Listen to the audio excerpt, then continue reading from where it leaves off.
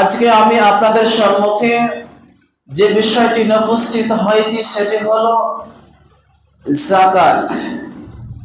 এই যাকাত সম্পর্কে আল্লাহ তাবারক ওয়া তাআলা এবং বিশ্বনবী সাল্লাল্লাহু আলাইহি ওয়াসাল্লাম বলেন, এই নিয়ে কিছু বলবো যদি আমার মাবুদ আমাকে তৌফিক দেন, তো মা তৌফিক ইল্লা বিল্লাহ।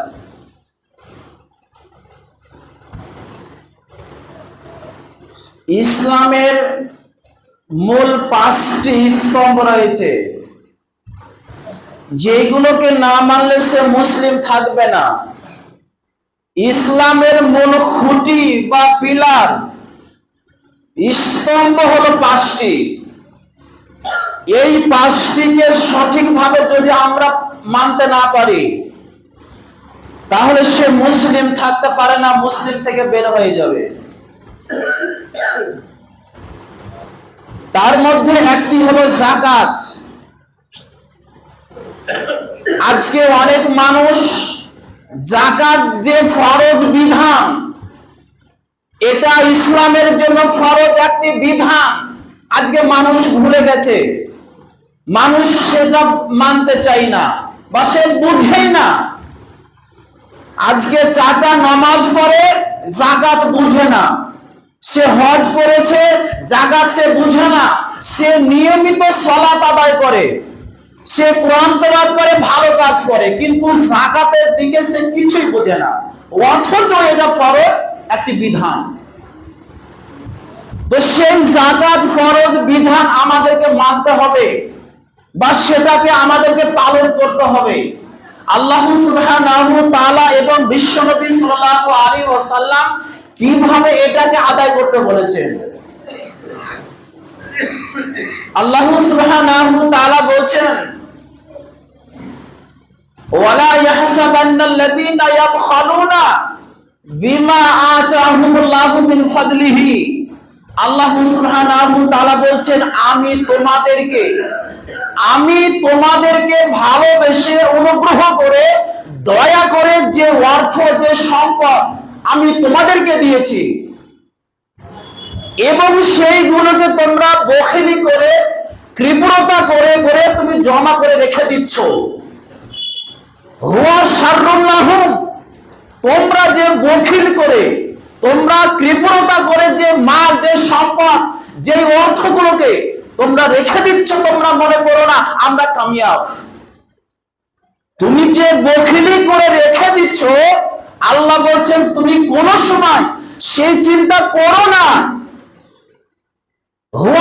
হুয়া খায়রুল লাহুম, যে আমি কামিয়াব, এই মাল, এই অর্থ, এই সম্পদ আমার জন্য কামিয়াব দেবে, আমার জন্য সাকসেস দিবে, আমার জন্য সফলতা এনে দিবে। আল্লাহ সুবহানাহু ওয়া তাআলা বলেন, তুমি মূর্খের জগতে বাস করছো, তুমি এই রকম চিন্তা চেতনা তুমি কোন সময় করো না। ওই মাল, ওই সম্পদ, ওই অর্থ তোমার জন্য কামিয়াব দেবে, তোমার জন্য কিছুই হতে পারে না। বাল হুয়া শাররুল লাহুম, বরং তোমার জন্য ওটা ক্ষতি, বরং তোমার জন্য ওটা ক্ষতির কারণ হবে। তোমাকে জাহান্নামে নিয়ে যাবে, তোমাকে জাহান্নামে ঢুকিয়ে দেবে।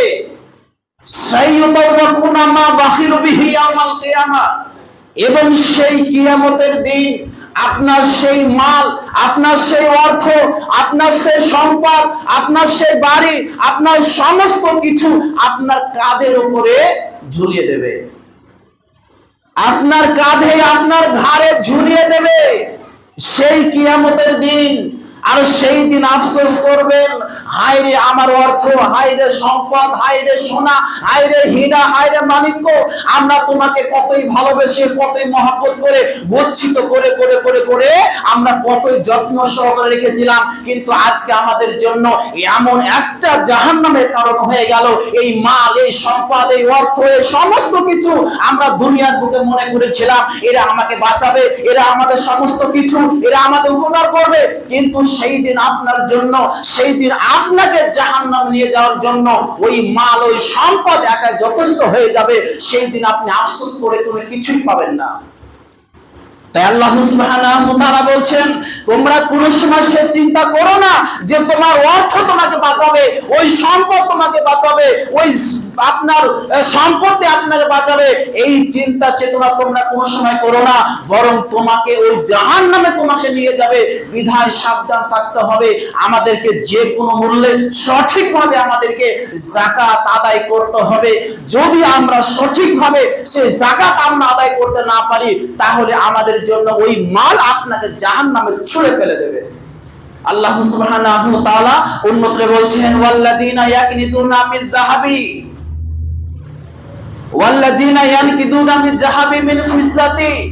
আল্লাহ সুবহানাহু ওয়া তাআলা বলছেন, যারা সোনা এবং চাঁদিকে গচ্ছিত করে করে রেখে দেয়, লা ইউনফিকুনাহা ফি সাবিলিল্লাহ, তারা আল্লাহর রাস্তায় খরচ করে না, আল্লাহর রাস্তায় ব্যয় করে না। ফাবাশশিরহুম বিআযাবিন আলীম। আল্লাহ সুবহানাহু ওয়া তাআলা বলছেন, হে নবী আপনি তাদেরকে খুশির সংবাদ দিয়ে দাও, হে নবী আপনি তাদেরকে কঠিন কঠিন আযাবের সুসংবাদ দিয়ে দাও। আযাবের আবার সুসংবাদ হয়, সুসংবাদ হয় ভালো কিছু। যে সংবাদ পেলে আমি আনন্দ হই, আমি খুশি হয়ে যাই, আমার আরো কিছু ভালো লাগে, এটা হলো খুশির সংবাদ। কিন্তু আল্লাহ সুবহানাহু ওয়া তাআলা এদেরকে লাঞ্ছিত করে, অপদস্থ করে, এদেরকে অপমানিত করে তাদেরকে বলছেন, হে নবী আপনি তাদেরকে বলে দিন যে তারা যেন কঠিন কঠিন আযাবের তাদেরকে সুসংবাদ দিয়ে দাও। তাদেরকে কঠিন শাস্তি তাদেরকে দেওয়া হবে। ইয়াউমা ইউহমা আলাইহা ফি নারি জাহান্নাম। আল্লাহ সুবহানাহু ওয়া তাআলা বলছেন, তোমার সেই সোনা, তোমার সেই চাঁদি, তোমার সেই রূপাগুলোকে জাহান্নামের আগুনে গরম করা হবে। জাহান্নামের আগুনে আপনি যে সমস্ত মাল অর্থ সম্পদ গুলোকে গচ্ছিত করে রেখেছিলেন, ওই মাল ওই অর্থগুলোকে জাহান্নামের আগুনে আপনার উত্তপ্ত করা হবে, গরম করা হবে। আর আপনার শরীরে, আপনার কপালে, আপনার চামড়ায়, আপনার দেহে ছাগ দেওয়া হবে, আপনাকে দাগ দেওয়া হবে। আর বলা হবে, আমি তোমার সেই গচ্ছিত সোনা, আমি তোমার সেই গচ্ছিত রূপা, আমি তোমার সেই গচ্ছিত অর্থ, আমি তোমার সেই গচ্ছিত সম্পদ, আমি আজকে তোমাকে এইভাবে করছি। আজকে তোমার কেমন লাগছে? আজকে তোমার এর কষ্ট, এর যন্ত্রণা, এর বেদনা আজকে তোমাকে কেমন লাগছে? সেই দিন আপনার বিরুদ্ধে আপনার সোনা, আজকে আমরা যে সমস্ত সোনাগুলোকে আলমারির ভিতরে, শোকেসের ভিতরে এমন ভাবে মহব্বত করে ভালোবেসে এত যত্ন, এতই আপনার কিনা যত্ন সহকারে আমরা সেগুলোকে আলমারিতে এত সুন্দর করে রেখে দিই, কিন্তু মনে রেখেন সেই সোনা, সেই অর্থ আপনার জন্য কিয়ামতের দিন আপনার জন্য জাহান্নামের কারণ হয়ে দাঁড়াবে। কিন্তু আজকে আমরা কোন সময় সে চিন্তা করলাম না যে আমার জন্য যাকাত ফরজ হয়ে গেছে, আমাকে যাকাত দিতে হবে, আমার জন্য যাকাত ফরজ হয়ে গেছে। আজকে অধিকাংশ মানুষের আজকে যাকাত ফরজ হয়ে গেছে, কিন্তু সেই দিকে তার কোনো চিন্তা নেই, তার কোনো টেনশন নেই, তার কোনো কিছু নেই। সে মনে করছে আমার মাল, আমার সম্পদ, আমার সমস্ত কিছু, এই মাল আমাকে কামিয়াব দেবে, এই মাল আমাকে সাকসেস দেবে। কিন্তু আমরা সেই জাহান্নামে যাওয়ার যে একটি বড় মাধ্যম, সেটাকে আজকে আমরা ভরে গেছি। কিন্তু আল্লাহ সুবহানাহু ওয়া তাআলা বলছেন, তুমি সাবধান থাকো, তুমি সাবধান, তুমি হুঁশিয়ার হয়ে যাও। যে মালগুলোকে তুমি গচ্ছিত করে রাখছো, ওই মাল তোমার জন্য জাহান্নামের কারণ হবে।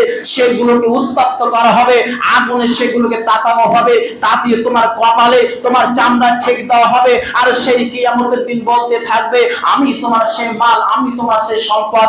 সেই দিন আপনি আফসোস করবেন, হায় রে দুনিয়া, দুনিয়ার মোহে পড়ে গেলে, দুনিয়ার ভালোবাসা পড়ে গিয়ে, দুনিয়ার মহাব্বতে পড়ে গিয়ে আমরা সমস্ত কিছুকে ভুলে গেছিলাম।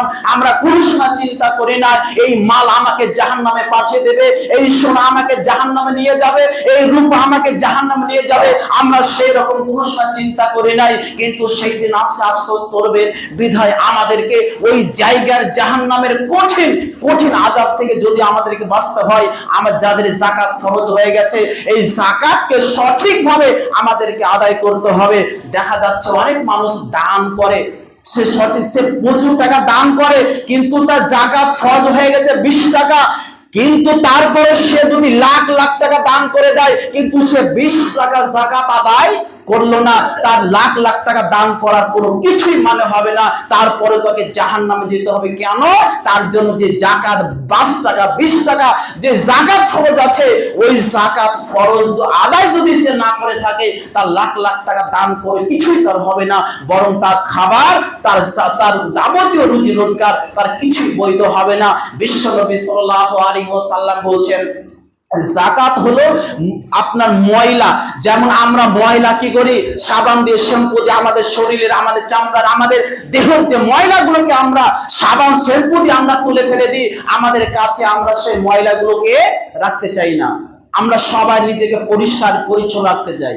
আমাদের পোশাক, আমাদের দেহ, আমাদের শরীর, আমাদের খাবার, আমাদের সমস্ত কিছু আমরা পরিষ্কার পরিচ্ছন্ন রাখতে চাই।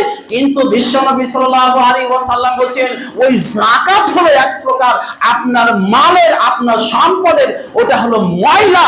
ওই ময়লা তুমি কি করে রাখতে পারো? যাকাতের মাল তুমি অধিকার তোমার থাকে না, তোমার সেটা পাওয়ার যোগ্য নয়। সেই যাকাতের মাল অভাব, দুঃখী, গরিব, এতিম মিসকিনদের জন্য সেটা আপনার জন্য ধার্য করা হয়েছে। আর তোমার জন্য যে বৈধ মাল, অর্থ সম্পদ, সেটা তোমার জন্য করা হয়েছে। কিন্তু আমরা কোন সময় সে চিন্তা করি না যে আমাদের হাতের ময়লাগুলোকে আমরা কি করে খেয়ে ফেলতে পারি। বিধায় আমাদেরকে যে কোনো মূল্যে আমাদেরকে এই যাকাত আমাদেরকে আদায় করতে হবে। বিশ্বনবী সাল্লাল্লাহু আলাইহি ওয়াসাল্লাম একটা হাদিসে বলছেন, আবু হুরায়রা রাদিয়াল্লাহু তাআলা আনহু তিনি বলছেন যে রাসূল সাল্লাল্লাহু আলাইহি ওয়াসাল্লাম বলছেন যে কিয়ামতের দিন যারা দুনিয়ার বুকে এই সমস্ত মালগুলোকে, তার অর্থ, তার সম্পদ, তার সোনা, তার রূপা, এই সমস্ত মালগুলোকে গচ্ছিত করে করে করে সে রেখেছে, ওই মালগুলোকে কিয়ামতের দিন সাপের রূপ দেওয়া হবে, সাপের আকার আকৃতি দেওয়া হবে, আর সেই সাপকে তার গলায় পেঁচিয়ে দেওয়া হবে, তার গলায় জড়ে দেওয়া হবে, আর সেই সাপ তাকে ছোবল মারতে থাকবে আর বলবে, আমি তোর সম্পদ, আমি তোর সেই মাল, আমি তোর সেই গচ্ছিত অর্থ। সেই দিন সাপের বিষ এমন পরিমাণে হবে, আপনি তার একবার 70 বছর পর্যন্ত একবার যদি সে সাপের ছোবল মারে, 70 বছর পর্যন্ত আপনি সে সাপের একবার ছোবলে বিষ আপনি অনুভব করবেন, আর সেইভাবে আপনি সাপের ছোবল আপনি খেতেই থাকবেন। সেই সাপের রূপ ধারণ করা হবে, আপনার গলায় পেঁচিয়ে দেওয়া হবে। অন্য হাদিসে আছে সেই সাপের রূপ দেওয়া হবে আপনার সেই মালের, আর সেই সাপ আপনাকে তাড়তে থাকবে, আপনাকে ধাওয়া করতে থাকবে, আপনি ছুটতে থাকবেন, সাপও আপনার পিছু পিছু ছুটতে আরম্ভ করবে। আর সেই সাপ যখন আপনাকে আক্রমণ করবে, আপনাকে ধরে ফেলবে, তখন সে মালও সেই সাপও আপনাকে বলবে, আমি তোমার সেই গচ্ছিত অর্থ, আমি তোমার সেই গচ্ছিত মাল। এইভাবে সাপ আপনাকে আক্রমণ করবে, সাপ আপনাকে দংশন করবে, সাপ আপনাকে কামড় মারবে। সেই দিন আপনি কোন কিনা কিছুই খুঁজে পাবেন না। তারপর আজকে আমরা এই ফরজ একটি বিধান যাকাত থেকে আজকে আমরা অনেক দূরে সরে গেছি।